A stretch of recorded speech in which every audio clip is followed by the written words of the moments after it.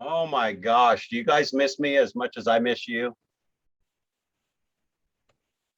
It's been a week since we've been together. How have we survived? That's what I want to know. Were you How's on everybody vacation? doing? How's business going? Did you do any homework, any challenges that you want to share or throw out there? Anything you want to commit to that you're going to do or put in place? Put it out to the world. I've sent 15 note cards already. Spent what? I've sent 15 note cards already. Yes, Yes. that is awesome. All right. So is there actually a call scheduled 4 weeks from now or 2 weeks from now for all 15 of them? Well, what I did was I went door knocking. When you were door knocking? I went door knocking, and now I'm sending note cards about what we talked about. Yeah, awesome. And then use Fast People Search. So what I would do is I would use fastpeoplesearch.com, see if I could find a phone number for them, right? And remember, Fast People Search will show every number they've ever had.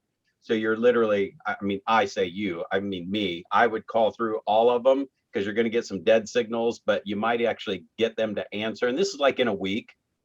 And you're just calling and say, hey, thank you so much for answering the door. Just act like they gave you their number. They're not going to remember. That's what I do is I act like you gave me something. So anyway, yeah, that's awesome. Thanks. And then you want to spread those out too. Like you don't want to have to make 15 calls in one day. 3 or 4 today, 3 or 4 the next day, because it doesn't matter if it's 7 days or 5 days or 14 days, right? Okay. Cool. All right, guys, we're going to jump into it. Some of you, this is your second time through, and today's open houses. And actually, the last time we did this, because it is specific to open houses, I do like to start today's session and ask, are you guys doing open houses? And if you are, can you share some of what you've done so that we can make sure we revolve either the material around something that you guys are actually doing in your marketplace that's working, and even more importantly is we might plus that to where everything is absolutely so on purpose. When I think, my brain, the way it thinks is, I'm not just going to do something to get something, a 1 or 2 times return. How do I plus that to get a 5 to 10 times return? And when I say that, it's like, when you do an open house and you have people come through, that's good. I mean, when you don't have people come through, it's a bummer. But if you get people to come through, and to say you had 10 or 20 people because of the market, how do you get on purpose to make it 40 or 60 or 80 people when 20 was just natural, right? So that's kind of how I like to think about things, is how do I get a 5 to 10 times return? Because that takes putting a little extra oomph into a system or follow-up or something to prepare versus just winging it. And if you only get 3 or 4 people, then you want to get 12 or 15 people through every time. Otherwise, I personally judge myself and feel like I bombed the open house if I only have a few people through it. I didn't do a system. I didn't do anything to make sure I got the maximum amount of exposure. So is anybody doing any open houses and share any successes that you've had? I've done open houses, for my listings and also for other agents. I didn't have anything, just I kind of offered, and I have this one group that sends them to me regularly, just like, hey, we've got one. Do you want to do it? Something that's older. So usually it's a tougher nut to crack. For my own, it's multi-layered. First thing is a Facebook post. All my social media, hey, here it's coming up, here are the pictures, join me for the open house, Saturday and Sunday, 1 to 4, whatever it is. Sign in the yard. I don't do it like weeks before, because all I have are open house signs. I don't have open house coming on Sunday or Saturday, but I do it, that day, and balloons on top of it. Before the open house, like the week before, I do some circle prospecting. So it's neighborhood, either it's door knocking, because I'm there, checking it out. The week before, the sign goes up, the for sale signs up, the open house goes up, and I walk the neighborhood, try to knock on doors. I have a flyer that I leave in open house. I've got the flyer same flyer that I used for Facebook. I have it printed out and it's got all the information on it. And then I get 20 of them. I walk around, I stick it in their door, not in their mailbox. I stick it in their door, or I put it in their hand. What else do I do? I tell all I put it onto the Facebook page for the brokerage. And I tell all the people in Morning Mindset, hey, I've got an open house coming up. Usually, not usually, but once or twice I've invited other agents that are kind of at my level to help.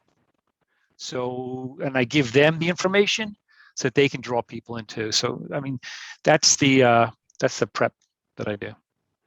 Gotcha.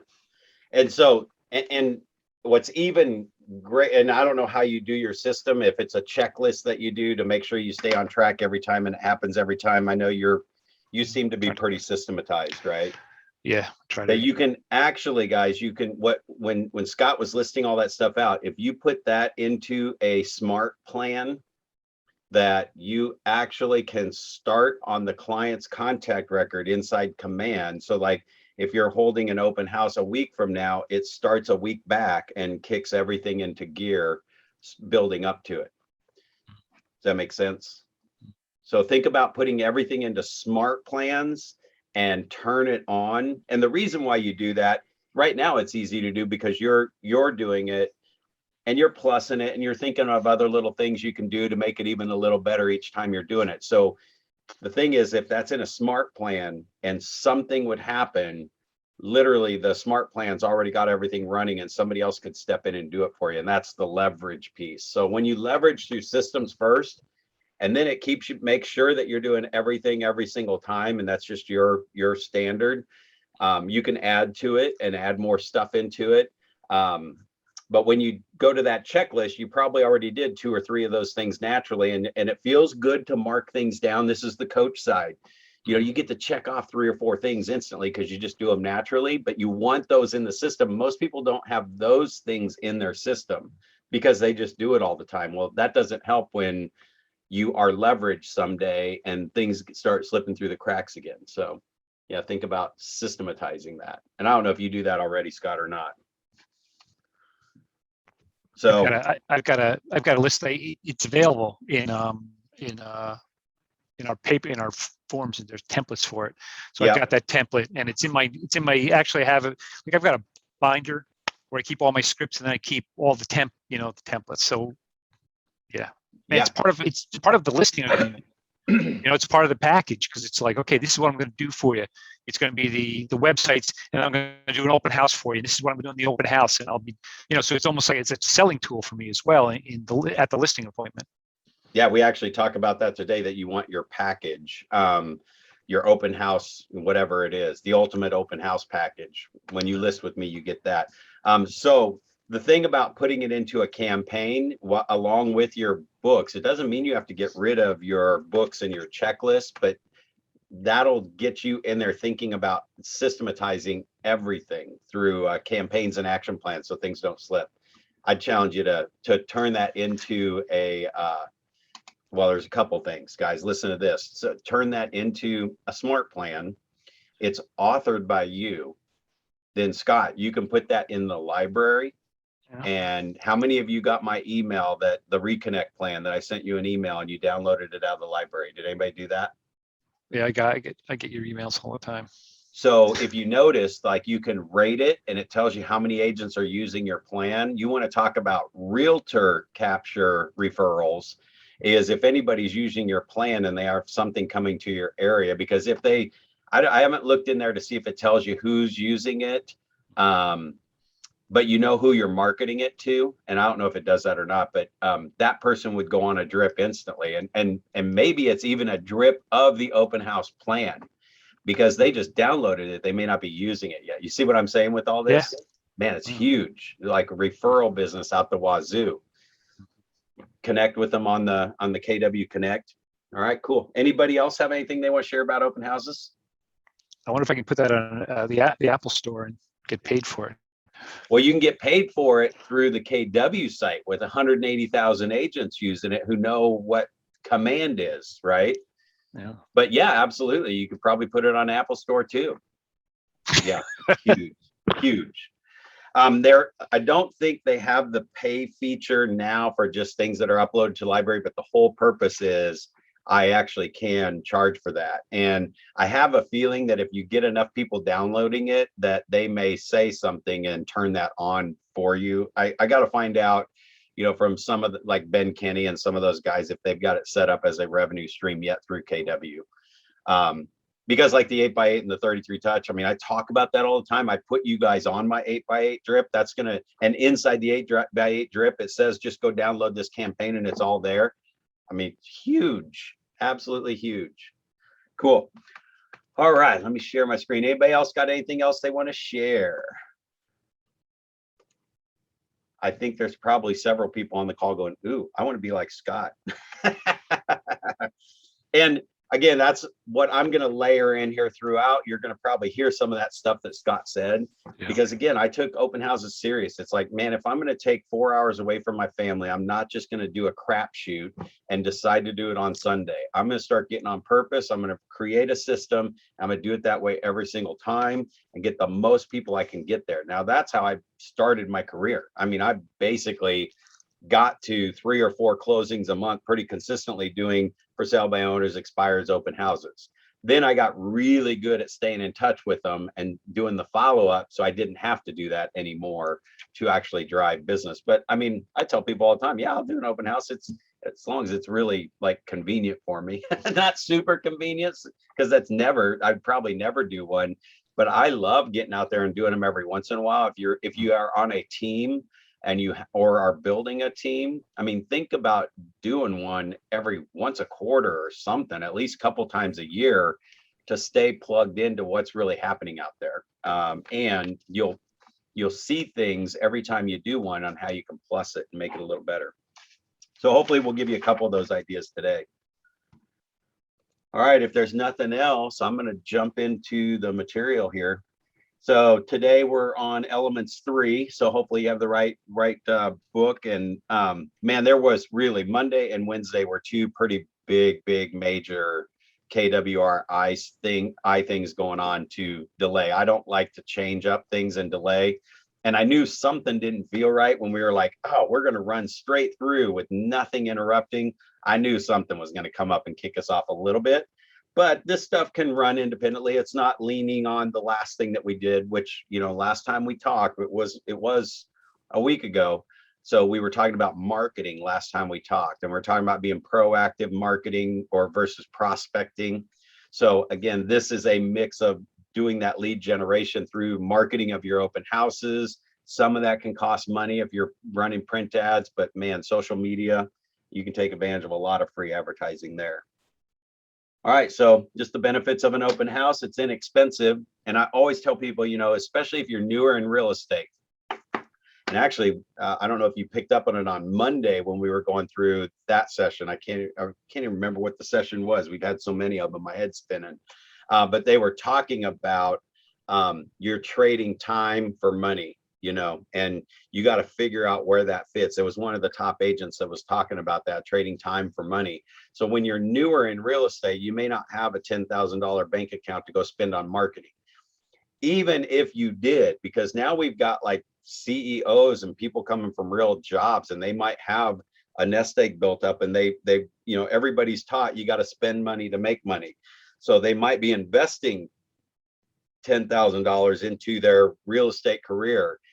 But really time, you got a lot more time, and you're still trying to figure things out and how things work and what really works. And is it 1 sign or is it 3 signs? So you can try different things. So just spending the money is going to keep you in that outer ring that we talk about. That's like a 0.25% return.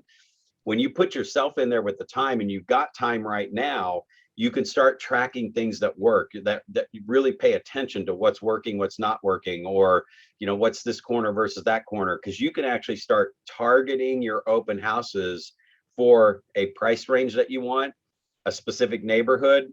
Whenever I do open houses, when I was first targeting open houses and I was doing what you were doing, Scott, I didn't have any listings. So I would ask agents, I literally would map them out on MLS and I figure out who was 1 or 2 blocks off of busy streets. And that was my factor for what I did on an open house. And then I went in a little deeper just to make sure it was the right price range and is there movement in the neighborhood and all that. So you can be very targeted on what you want for open houses too. You can get into communities that maybe some other agent dominates and you're just going to do one there every single week, no matter what it takes, right? You could even hold an open house for a for sale by owner. Do you know that? So just another way to get in there and you know, show them how you're going to do your open house, hold it open for them, whatever. That's a good way in. So you're going to get qualified leads from one listing. And again, think about it this way, though. It's still kind of like the internet. It's a little better than the internet. The internet, they're just starting their search. If they're coming through an open house, I mean, some of them are drive-bys, but usually they're out looking at houses. So you've got probably just a little bit better chance that they are really, truly a buyer. And the real thing to do is just to find out if they're pre-approved, where they are in the process, and help guide, be of assistance to help guide them through the process and make it as smooth as possible.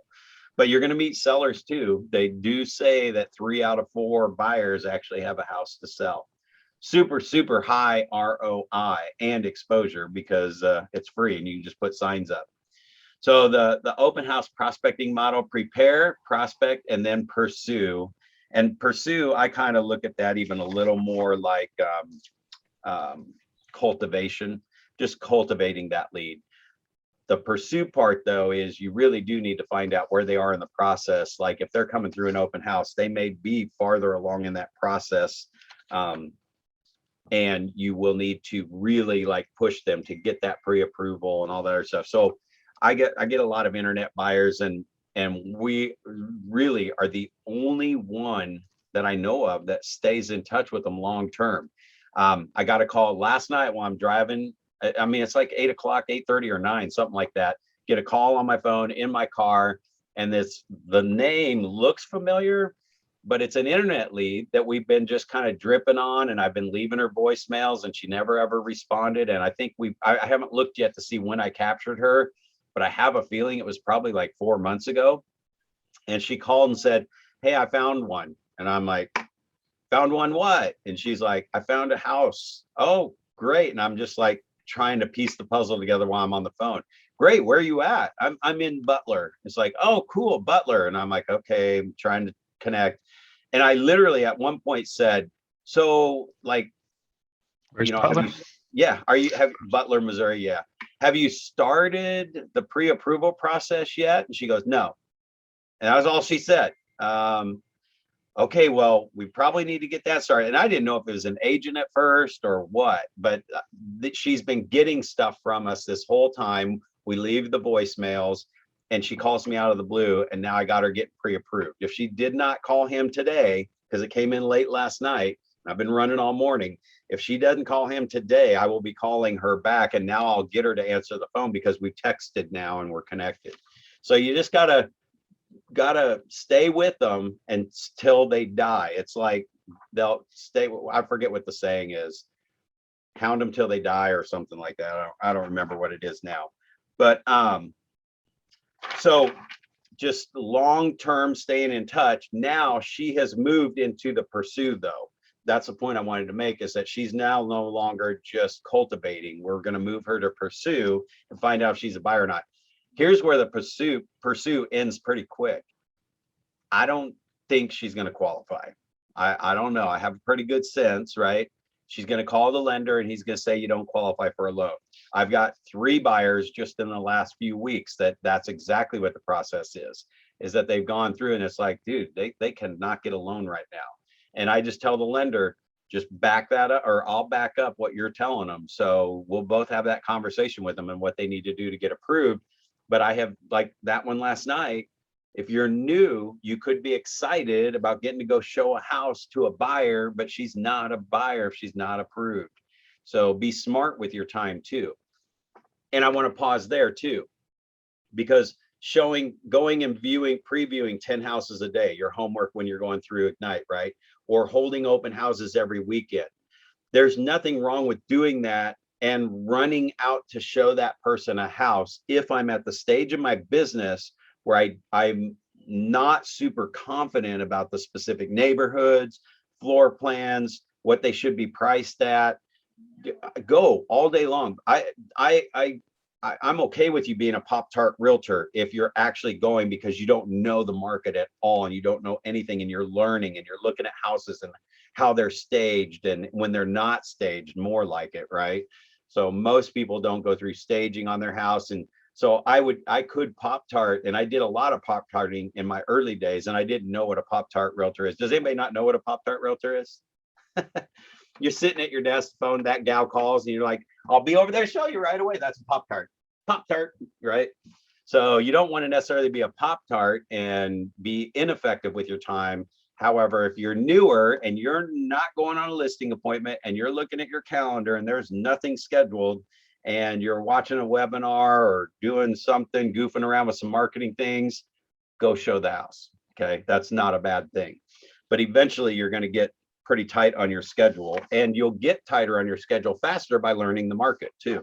I remember when I first came to Kansas City, I think I've told you guys this before, I started selling in Minnesota, in the Twin Cities, St. Paul, Minneapolis area. And there you just got this big, thick book. I mean, it actually looked exactly like the MREA book. It was about this thick, and it was on a binder like this thing. And it was a map book, and everything was map coordinates. So we actually showed properties by map coordinates. There were no subdivisions. There were no subdivision names or community names. It was all map coordinates. I came to Kansas City, everything is a subdivision. And I'm just like, and I was 3 years in real estate, and I'm like, how does anybody know? Like, how do you memorize all these subdivisions for 2 million people in Kansas City? Well, it didn't take long, and you figure it out by doing open houses and going and touring properties and being a Pop-Tart realtor. I started to learn the communities. Now, anybody can pretty much say a subdivision name, and I know if it's in the Northland, if it's on the Kansas side, if it's on the Missouri side, and I don't know them all, but I mean, I'm telling you, I know most of them. So that's when you get that confidence level built up, and you know those different areas and communities, and you know if they're high-end neighborhood or low-end. You may not know them specifically. So let's see here. Where am I on open house prospecting? Be sure to jump in if you guys have any questions. So my question here is, what is your setup plan? What is your prepare plan when you do an open house? And if you don't have one, I want you to write that down right now. I need a plan. And I would suggest you're going to do the preparing and the prospecting a week in advance. Like Scott just said, start with a week in advance. For me, it was putting up signs. There are some, well, with the online sign companies and printers and everything nowadays, you can probably find a good, 18 by 24 inch corrugated sign, even like 2 colors. So my logo is red and blue. So white's on the sign, you got red and blue. You can create an open house sign with 2 colors. And I got the stakes, the corrugated sign for $3 a piece. It was like $3 and some change at the time. I think they're like $4.50 now. But I can order 100 of them for $450. 100 open house signs, right? And I had to make a decision that if I'm going to order 100, and the purpose for the 100 is to put 10 up a week in advance so I can get the most exposure possible. And actually, I picked that up from Gary Keller in one of the masterminds. He's like, why wouldn't you just do 10 signs? Why would you just do 1 the day before or 10 the day before when you could do 10 a week before? And I'm like, you can just keep going here. You could buy billboards on the highway for your open house if you really got it down, right? Just track your ROI.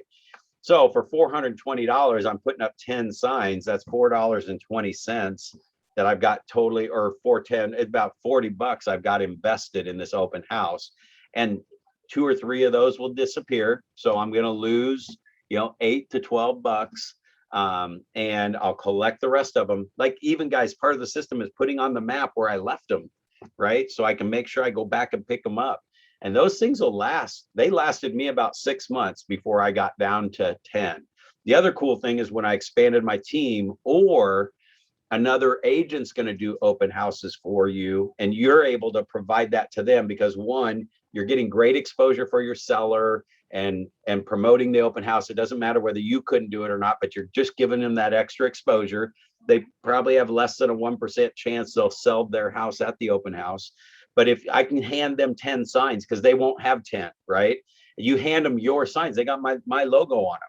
So it's just like I've listed 10 properties all around the neighborhood. And so that massive exposure on the logo and the branding that you have is another reason why you want to do open houses every weekend if you can.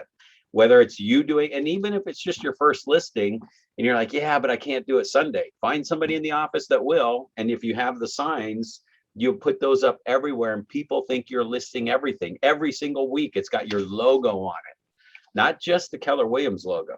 It's about your local brand and people seeing your name everywhere. So think about that as part of your system. And then the biggest thing on the pursue is how do you follow up with every single person that comes in? And I shared this with you guys in the last round, that what I would do is just print off, it's just a quarter of a page, and it's got name, address, phone number. Do you hear that? No email. But under the phone number was in smaller font, email, and it's not as noticeable. The other three are bold because I need their address to write them a note to say it was great meeting you at the open house today. And then I need the phone number to be able to follow up after, like we just heard a minute ago, knocking on the doors, having that phone number to follow up with the note behind it, because it's about 6 or 7 or 8 touches, mixed mediums, and you got to get your voice in there. You got to have a two-way conversation with them. So meeting them at the door is one of those. You need another 1 or 2 of those in there to really anchor that.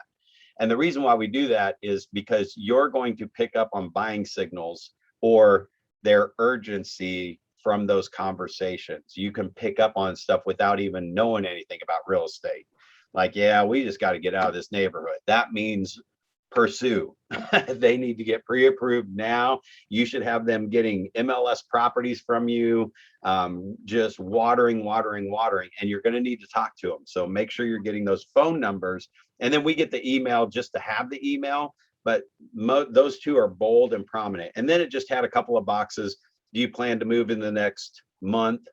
Or I think it was like 0 to 1 months, 1 to 3 months, 3 to 6 months, 6 to 12, or moving sometime after that, something like that, where they could just check the box and get their urgency.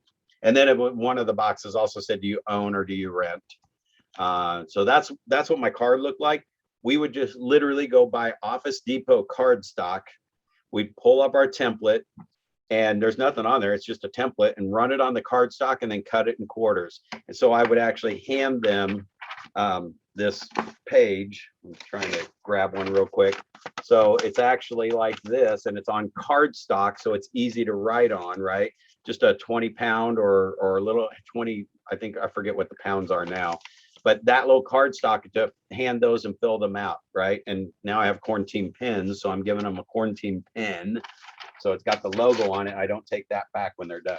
So anyway, it's just being on purpose, having a plan to capture their information so you can absolutely follow up with them.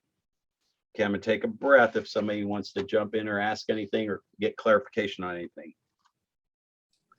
So you found those cards better than having just a sign-up sheet when you walk in? That's what I've seen at open houses. Yeah, I'll tell you what I found with the sign-up sheet. There's a couple of things going on there. And like I said, it's not right or wrong. If you get 98% of the people to fill out the sheet, then it's working for you. But some people would say they would put down Mickey Mouse or not want their personal information sitting in front of somebody else looking at it. Mm-hmm. The other thing is that when that list is empty, it always feels weird to get the first one, something like that. So I just left the card so I could take the card. Now, here's what I also did with the card. When I got that card back, I would flip it over. It's just blank on the backside, but I would put 3 ladies. And I heard it was the daughter and the mom, right? Because they probably wrote, Bill Johnson. Bill wasn't at the open house. There was 3 ladies when they filled it out. So when I get that, I just make notes of whatever I could pick up out of the conversation. And that's what I addressed my note to. So actually, I'm glad you brought that up, because my open house time is not like sitting in the kitchen anxiously waiting to sell the house. I'm going to say it again. It's in my notes already, but it doesn't matter when I tell you. less than 1% of the homes sell at the actual open house you're doing. And we might be closer to 1% right now just because of the shortage of inventory. And when something comes on the market, there's a mad dash for it.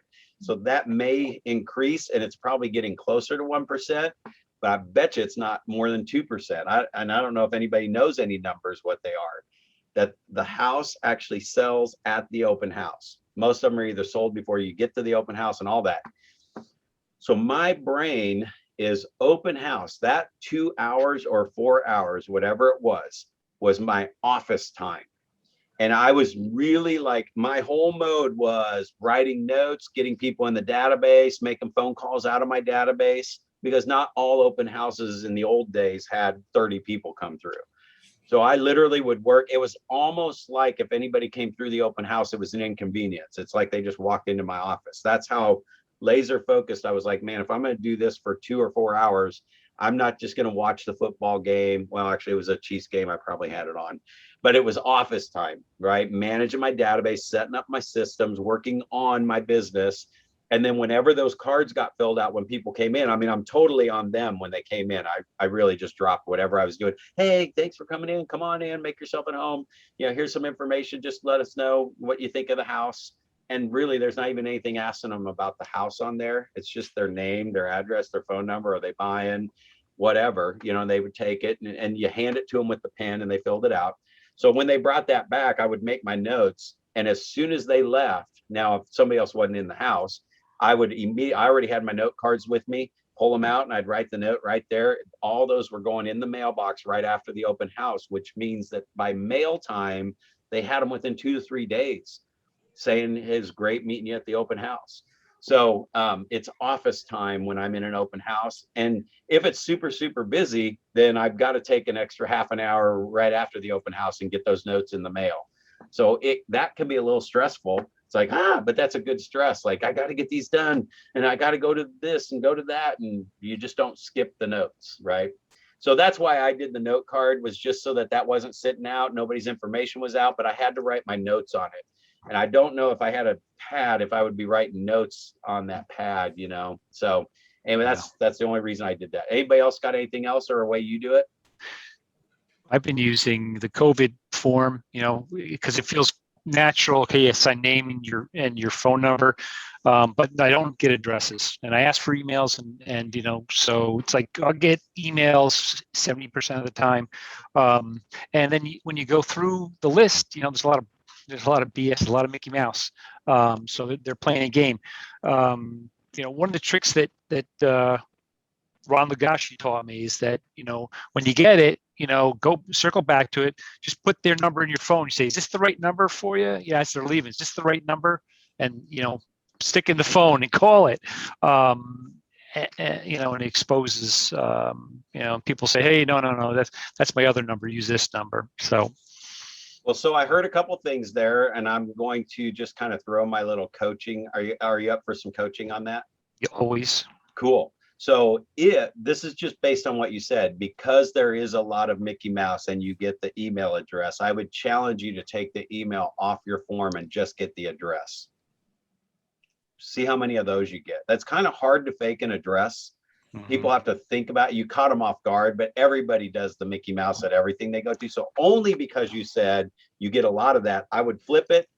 Challenge yourself just to take this. And this is how I test things. I took the email off, put the address and phone number on there, and I got it. And I could actually write the note, and it's like transformational. Like, dude, that one thing right there could double or triple your business if you track it right. So yeah, just think about it. Anyway, that's what I would coach on.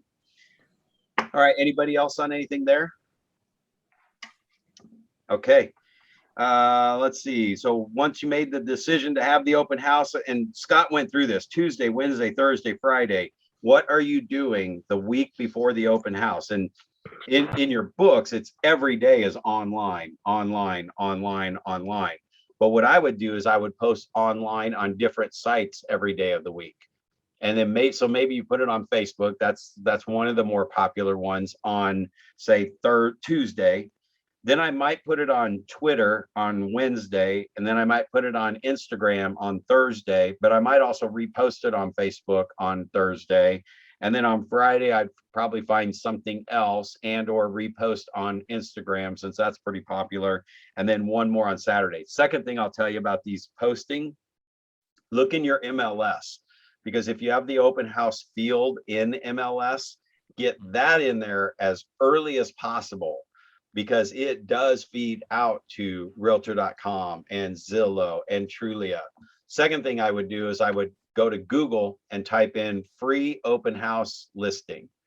And I would just click on as many links as I could click on that it would allow me to put an open house address on, because it's just massive exposure on the internet and everybody's feeding those to different things. Remember what I said, if I'm going to do an open house, I want to get as much, every exposure thing that I know of, I want it out there so I can get the most people through. If it's one or two more bodies, it could be the one or two that buy it, or the one or two that actually are ready to buy and I grab them as a buyer. So every single body that I can get through that open house counts. It's not about doing the open house at all. So if you're new, there's nothing to do with the open house. In fact, just tell yourself, there's no way I'm going to sell this house at the open house. So what am I going to do to get something for my time? And if you put that filter in place first, now I'm not being negative, I'm saying you do have a chance to sell the house at the open house. But if you come from that thought of saying, if I know for sure I can't sell this house at the open house, why am I doing it? Like, what am I going to get from it? Because you're not getting paid. And I would tell my buyer's agents this all the time. If you don't do this pre stuff and follow the system, I mean, did I write you a check for going out there for 2 to 4 hours? No. So you got paid nothing, right? These are your buyers. One thing you can do is, and I never really tested or tracked this enough to know, and maybe somebody has, but shooting the live walkthrough. So I know live videos on Facebook, and I think there's one other one, Instagram, or somebody might do a live. Shoot the live video while you're there talking about the upcoming open house, but then I would repost that. I would save it to my phone, and then I would use that video as the post on one of the follow-up days. So remember I said on Tuesdays, Facebook. So I would do live. I'd be at the house to get it all, make sure it's all ready. I'm telling the seller what they need to do to get ready for the open house. I'm checking out, like Scott said, checking out the neighborhood, seeing what's for sale, maybe knocking on doors and pre-inviting people for next weekend, whatever you're doing with that time. But shoot the live video. And then I would save it to my phone so I could repost that video on Wednesday or on Thursday, according to this plan, where I'm still putting it on Instagram or Snapchat, but I'm also reposting the video, the live video that I took in Facebook, and I saved it to my phone so I can use that. Okay, let's see here. So preparing your plan, the location, the time, the traffic patterns, local practices, kind of already talked about all this stuff, is do open houses as often as you do them, every single weekend if you can. I also heard Scott say Saturday and Sunday. Guys, when I was new in real estate, I did them Thursday night, Saturday, and Sunday every weekend, unless I had, and it was like 1 to 4. So if the kids had something going on or we were just out of town, I might miss one a month. But it's like my investment in my business was, I didn't have money to be marketing myself. I was reinvesting my commission dollars into marketing stuff, but I didn't have $10,000 sitting in the bank. In fact, most of the people who start in real estate, if you're fairly new, you're probably $2,000 in the hole when you start. And then you got splits and everything on top of that. So it takes a little while to get out of that hole. So this doesn't cost anything. So I did it 3 days a week. I just invested in my business. And that's how I came up with the ultimate open house, because every week I was tracking how many people I got through. Did I do something that got more people through this time? And I do it again the next time and it got more people through. And I did it again the next time. That one made the list. But if it was just a crazy nice weekend, because here's the thing, what I did figure out is people don't come to open houses because it was too nice today. Everybody was out playing in the sun and at the lake, right? Well, people didn't come out to the open house because it was rainy and gloomy and so you can justify all day long why you had no traffic through your open house. The trick is there's traffic every time you do an open house, whether it's raining, whether it's sunny, you just didn't prepare enough. So really track your results, and everything's a test for me, and I track the results on everything that I do. All right, role model for door. So we don't actually role model in this 1 hour, but this would be if you guys have some open houses, like, Scott does them.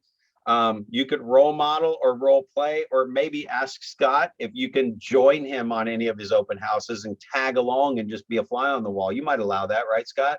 Somebody help putting the signs up and Yeah, of course. Yep. Yeah. So find somebody doing open houses, shadow them a couple times, see what they do, and just tag along and help them out, putting the signs up and doing stuff like that. I'm sure that they would be more than happy to do that. Morning mindset. Put the word out on morning mindset, Natalka, and they're happening all the time. And actually, Roddy's doing one this weekend. Roddy Negrin, and he was one. He came with me, so he's definitely open to helping out or Gotcha. giving you the chance. Thank you. Awesome. Welcome. Yeah, write that name down, guys.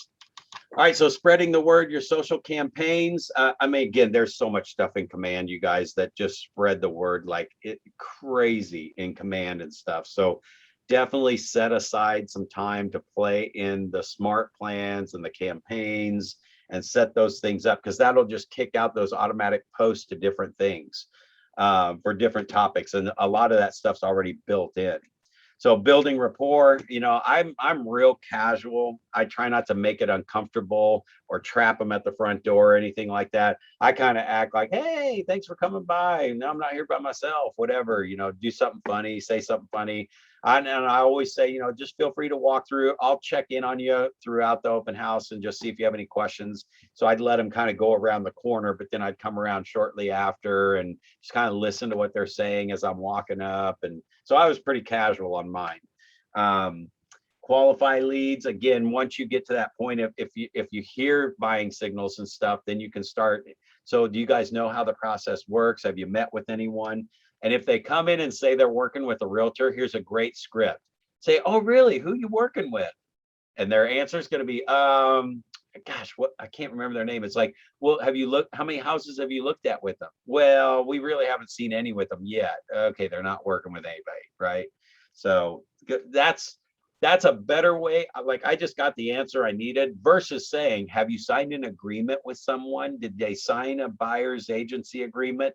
They don't know what buyer agency is. They don't know what the agreement is. They probably don't remember if they signed anything or not. Most of the time, if they're just Mickey Mouse anyway, they're just going to, yeah, we signed it with them, So just like, oh, really? Who are you working with? I know so many people. I got great relationship with so many of the great realtors around here, and they won't remember who it is. And it's like, well, how many houses have you seen with them? Or when did you go out last?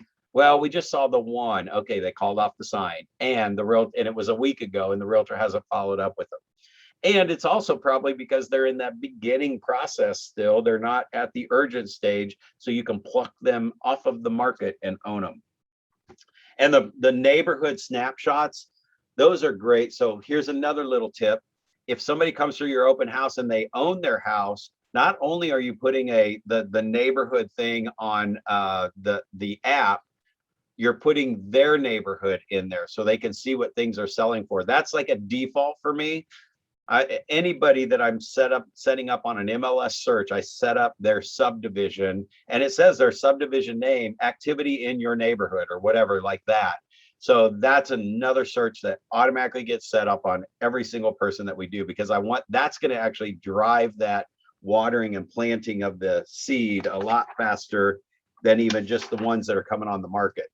And again, so here's the sheet that they're showing you. This is probably printed right out of the book, where they can fill in their name, their email, and their phone number. So I just told you completely different. I don't want their email address because they were too fake all the time. I wanted the address so I could write the handwritten note.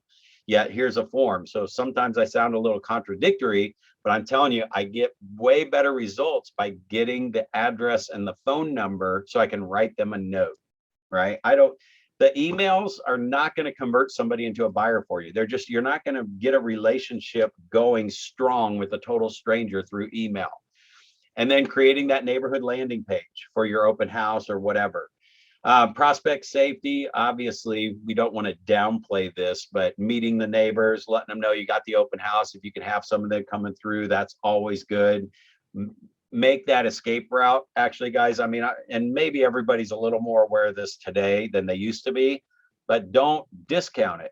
I have my wife's number on the phone and my thumb like ready to hit dial if something were to go on. And I have it there every single time I go and show a house. So even at the open house, you have that there to be able to just hit dial, and they might not know that's happening, but you've got some way to call. And sometimes when the girls would have open houses, they would kick the phone on and just leave me, not them on speakerphone, but I would be on there so I could hear what they were doing. This is when I had a team and the ladies were doing the open houses. They might just go ahead and dial and have the phone on with me on the other end listening. So I'm sure everybody has to be careful, but obviously, if you know you're cute, you better be extra careful. So that means everybody's going to be, right? And charge your cell phone. Do not go into your open house with a dead cell phone. Again, everything, that pursue part, I think we beat this one to death, is capture them, get them in your database, in command, and put them on a follow-up plan. And you should have been able to figure out if they're a hot buyer or not.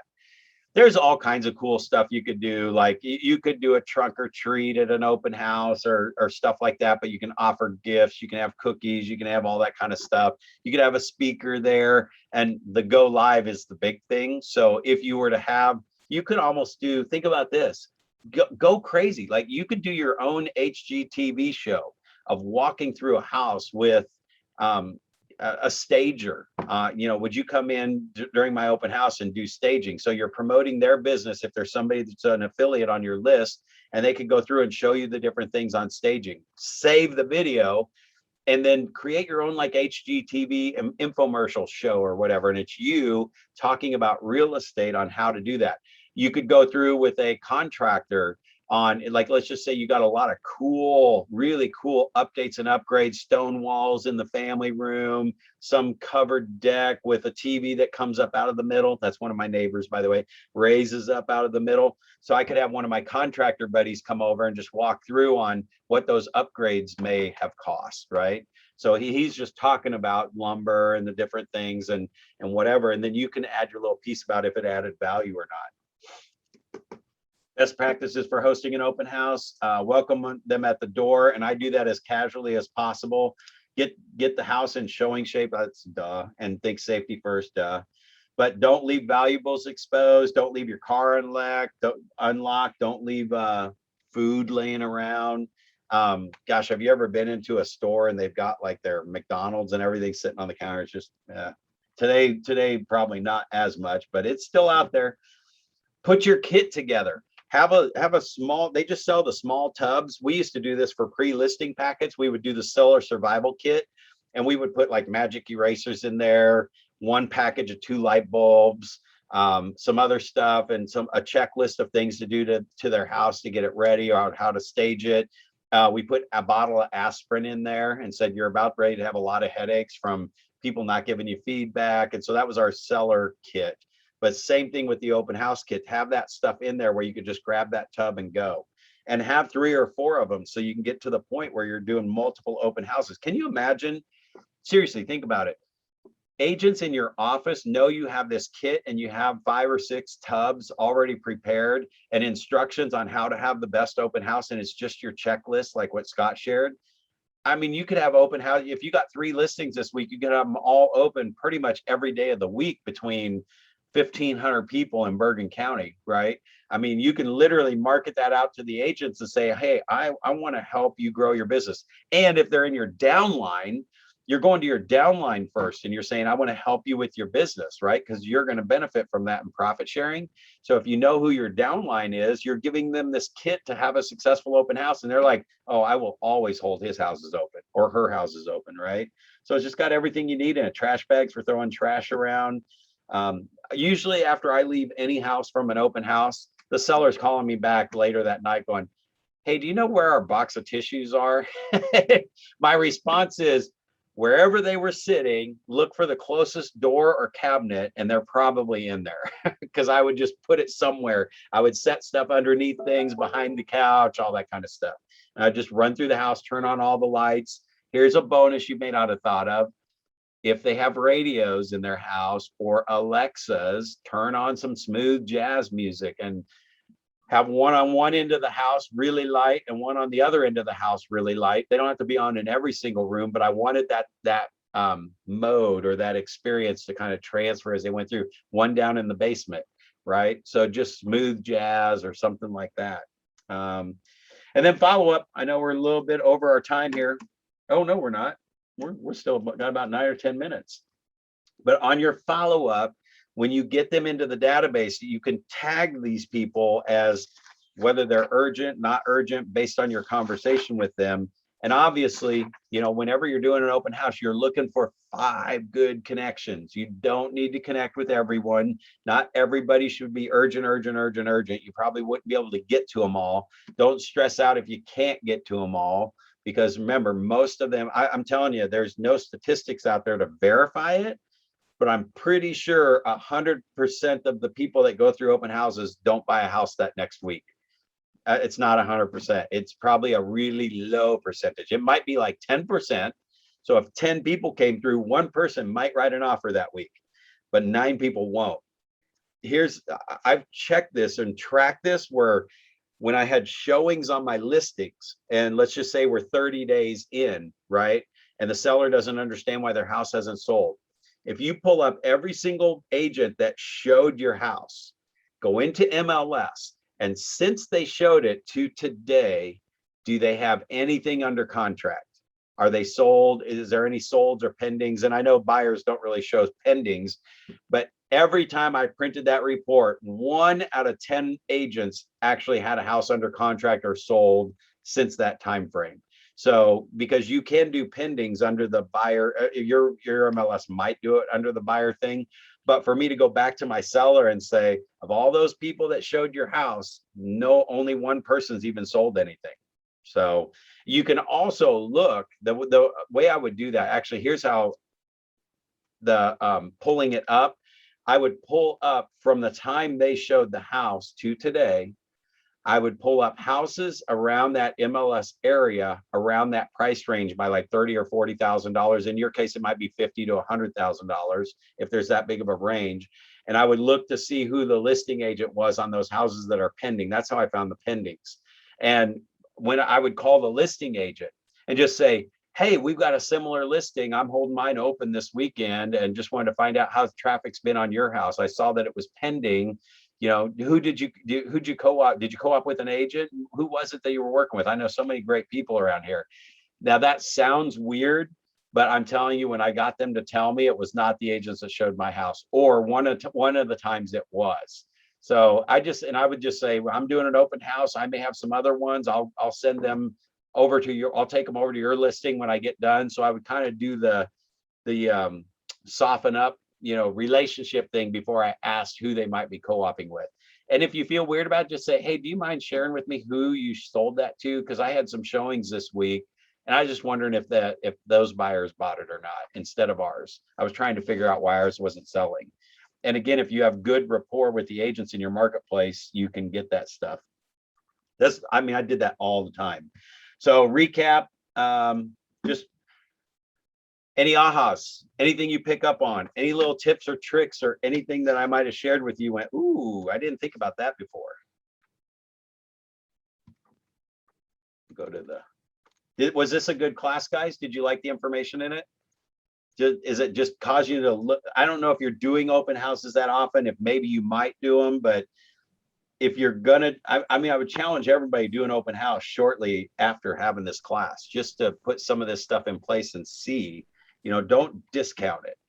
Don't discount the open house. All right, I'm going to put this review thing in the chat if you guys will tell us how today's class went. And if there's anything you want me to expand on a little more, we still have a few more minutes. You know, the email thing and flipping that for getting the address smart, and I'm going to try that. The other thing is the landing page. I did not do a landing page, and do you have somebody who set that up for you? Was that, you know, you So put a landing page? Command Yeah. does have a way to set up landing pages for your properties if you're using Command at a detailed thing.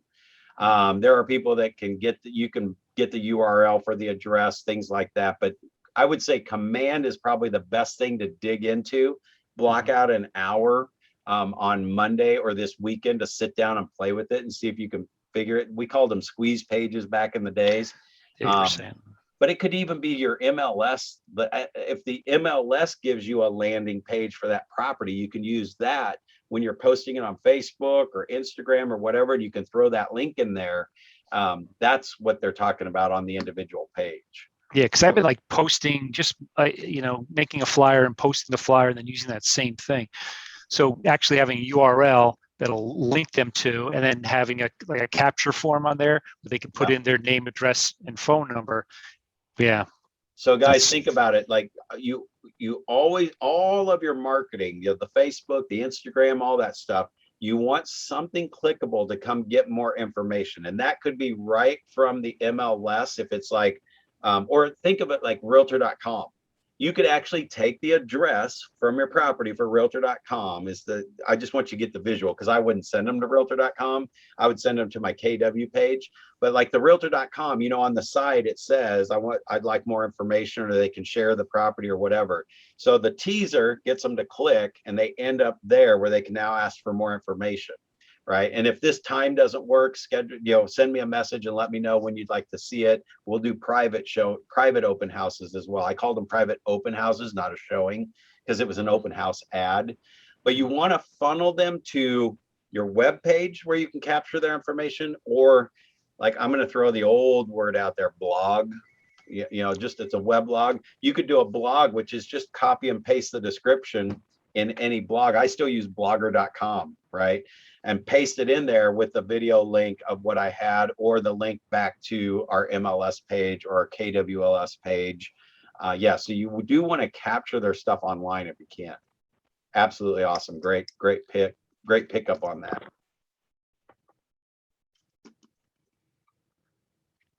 All right. The other thing that I do, guys, I'll throw this one in there, is I would print off the price range around where that listing is in that MLS area, right? Just that price range of what's available. And I'd probably print off backups too, even though we don't think about really writing backups, and previews. If you have preview, anything that a contingent could be bumped out. I want that list to be as long as possible, even though I might not do anything with the backup or the contingent most of the time. But I have that list of, say, 50,000 on each side. But I also print off the 100,000 below and the $100,000 price range above that open house, and they're on 3 separate lists. So that if somebody, because I just said people were coming through and they were, oh, this is a little out of our price range. Oh, well, I got a list of 14 others that are in the next price range down you might be interested in. These are available as of today. I could schedule a time to get with you, or I'll be finished up here in an hour, and I can maybe set some up if you guys want to drive by them. And I would write down the addresses and give them some to drive by with not much information. Or I would capture their information and say, now what I'll do is I'll get you these properties the minute they hit the market. We have our instant notification program that you get stuff directly from the MLS the minute they go live. And we just have you drive by them. If you like them, you call me, I'll get you through them. So I've already, like, that was so casual, but I already trained them how I work, that I'm not the Pop-Tart realtor that they're going to hear me say, oh, did you drive by that one? Now I've got an investor right now. He wants the CMA on every house he pulls up. I'm like, did you drive by it yet? Nope, I'm going to drive by it today at 3. Say, great, let me know if you like it. And he texts me back, nope, didn't like that one at all. Neighbors were horrible. I haven't done the CMA yet either, right? But I'm ready to pull it up if he does. Cool.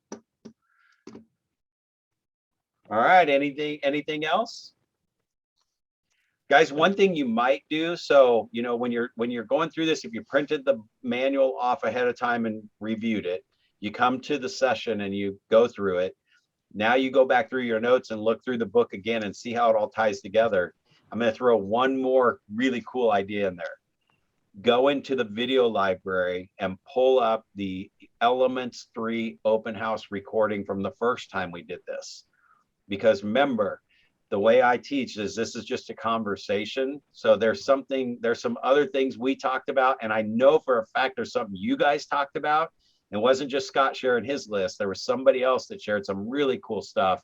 So as you guys bring these things and these questions, pop back in and try and get through. If you're doing an open house on Sunday, watch that video while you're at the open house, right? From the last time we did the open house. Pretty soon you're going to be able to get the 3 or 4 things from every time we've taught the open house thing. You have the ultimate open house program right there. Every little extra thing you could do to get the most people, most exposure, capture the most names, addresses, and phone numbers. All right. Cool, guys. Glad to see you again, man. I really did miss you guys. I don't regret not having our classes because I love the stuff that I traded it out for, but it was not fun not seeing you guys for a week. Listen, So, I have Bold on Monday, so it runs to 3:30. So I'm not going to be in on Monday. that's a great thing that we need to think of too when our bolds are coming through. So yeah. All right. Thank you for mentioning that as well. It will be recorded. And if there's something amazing in there, I'll be sure to let you know. You know, that's wrong. Bold is not going to be this Monday. It's going to be the Monday after. So I'll be here this Monday, but a week from this Monday, I won't be here. Sorry. Gotcha. All right. Cool, guys. Okay. All right. Everybody have a great weekend. You too, Brad. Thanks.